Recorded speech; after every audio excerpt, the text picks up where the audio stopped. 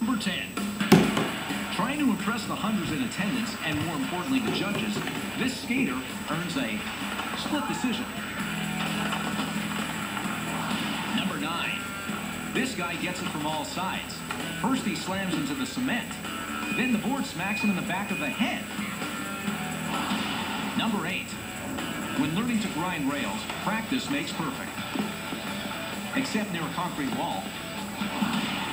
Number 7. This grinder seems to misunderstand the basics. You're supposed to skate on the ramp, not under it. Number 6. This unlucky skater tries to slide down a 13-foot rail, but leaves something behind. His skateboard. Number 5. These two skaters are attempting to crisscross midair and jump a car.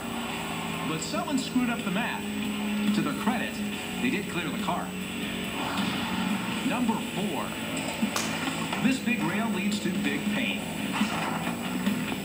Skaters call this kind of landing a scorpion.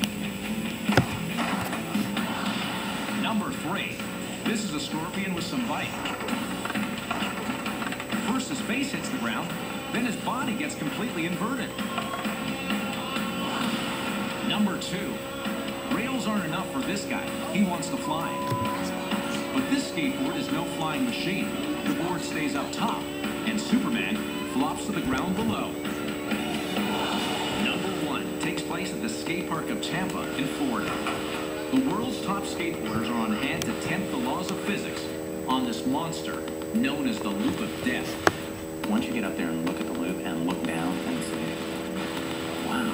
It stands only 14 feet high, but the loop strikes a Mount Everest-sized fear in even the best skaters. No matter how exceedingly the chance of falling or flying on the side of it or not making it around or falling when you're up at 12 o'clock down to the flat bottom, the risk is so high. Of the 100 pro skaters on hand that day, only a handful are willing to risk life and limb.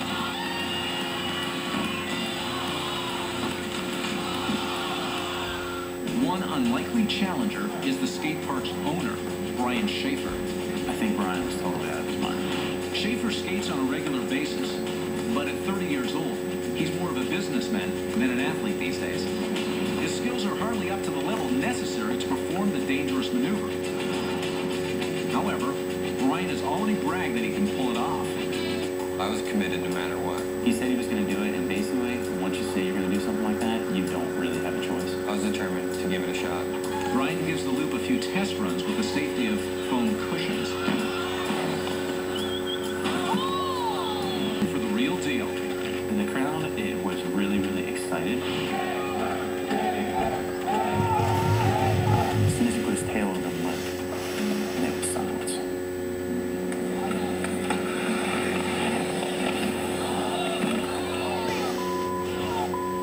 Schaefer is down and out cold. The first thing that went through my head when I saw him land was, is he alive? And no one knew, couldn't tell. Schaefer's parents are in the audience. Horrified, they rush to his side. You could hear immediately Brian's mom crying. He was just a nervous mental wreck. She just came apart. He hit hard, and then there was a bundle of blood, and it was pretty gross. He started crying and turning away. Another look shows what went wrong. It didn't start off right from the beginning. I was going too fast. Brian's momentum carries him right out of the loop. I ended up going straight instead of curving to the left. He stopped kind of at 11 o'clock and just, his body kept going, but his board didn't. Kind of like you slip on the banana peel and your feet go forward and you're slipping backwards. Schaefer lands firmly on his head. I kind of rushed it and it happens.